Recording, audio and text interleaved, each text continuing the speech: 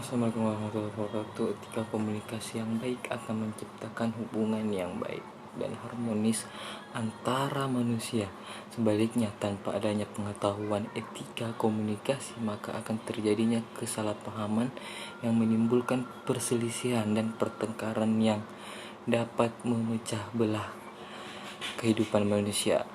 Etika komunikasi sangat berpengaruh dalam kehidupan manusia, yang merupakan panduan bagi manusia dalam berkomunikasi atau bertingkah laku di kehidupan sehari-hari. Dalam komunikasi terdapat komunikator dan komunikan yang harus saling menghargai satu sama lain agar terjalinnya komunikasi yang efektif. Keaktifan sebuah komunikasi sangatlah ditentukan oleh sejauh mana komunikator maupun pihak komunikan yang memahami bahasa yang disampaikan pada saat perbincangan. Sebaliknya, ketika pembicara dan pendengar tidak memahami bahasa yang disampaikan, maka akan terjadi kegagalan dalam berkomunikasi atau kesalahpahaman.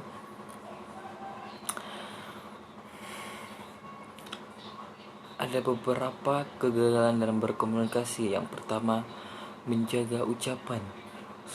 Seseorang manusia itu yang dipegang adalah kata-katanya. Tidak boleh berbicara bohong serta melontarkan ucapan-ucapan kotor.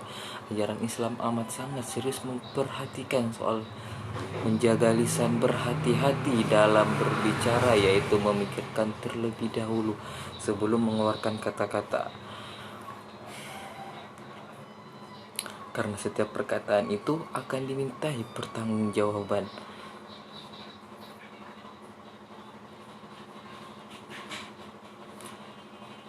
Seperti halnya dengan berdiskusi di dalam kelas atau berbincang santai, hendaknya mengatur nada bicara dan tetap tenang ketika terdapat perbedaan pendapat dan menghindari ucapan yang dapat menyinggung perasaan orang lain.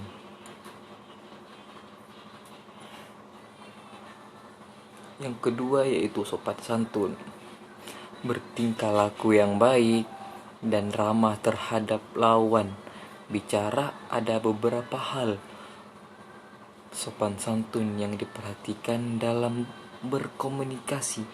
Misalnya, menyapa lawan bicara dengan sopan dan tidak berlebihan dan dibuat-buat, menggunakan panggilan atau sebutan orang yang baik, serta memperhatikan volume, nada, intonasi, serta kecepatan bicara.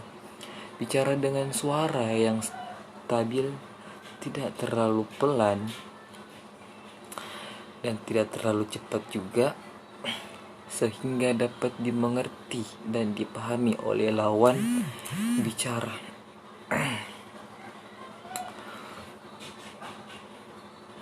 Yang ketiga, efektif dan efisien. Komunikasi dilakukan dapat dimengerti oleh kedua belah pihak. Komunikasi merupakan perwujudan dari ekspresi manusia tentang apa yang dipikirkan dan dirasakannya, baik dalam bentuk verbal maupun non-verbal.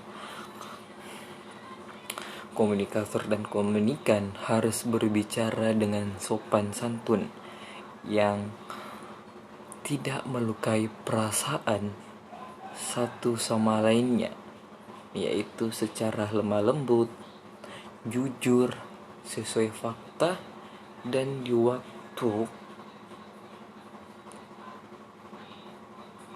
dan ruang yang tepat. Dan yang keempat, saling menghargai. Menatap mata lawan bicara dengan lembut. Melihat lawan bicara adalah hal yang sangat penting yang harus dilakukan saat memulai pembicaraan. Hal ini menunjukkan kesan pertama yang baik kepada lawan bicara, yaitu adanya ketertarikan kita terhadap lawan bicara. Jangan melihat ke arah lain atau fokus pada kegiatan lainnya yang ada di sekitar kita, karena dapat mengganggu lawan bicara karena merasa tidak diperhatikan atau seolah-olah tidak dihargai dalam pembicaraannya.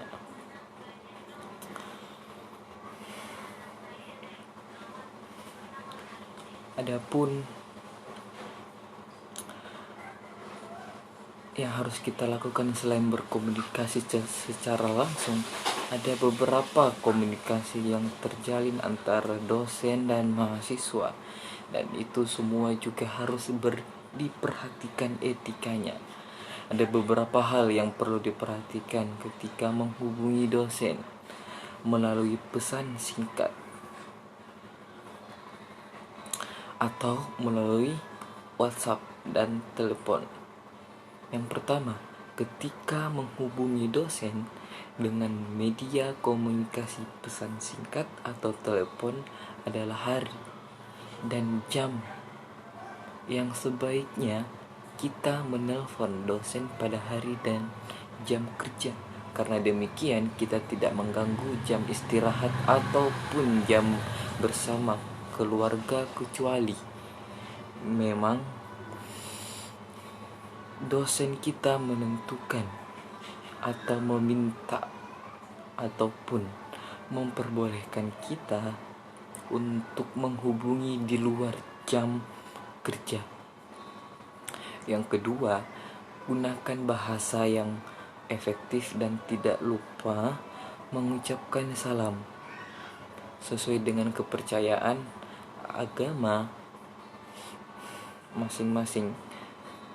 Ketiga, perkenalkan diri dengan jelas, karena dosen memiliki banyak mahasiswa, maka dari itu dosen tidak mungkin menyimpan semua kontak mahasiswanya. Yang keempat, sampaikan keperluan dengan baik, karena sejatinya di dalam pesan teks nada bicara tidak terdengar. Terkadang di saat ingin menyampaikan pesan namun berbeda dalam penerimaan sehingga keliru dalam menanggapinya, dan dapat terjadinya kesalahpahaman. Itulah tadi beberapa cara beretika komunikasi. Wassalamualaikum warahmatullahi wabarakatuh.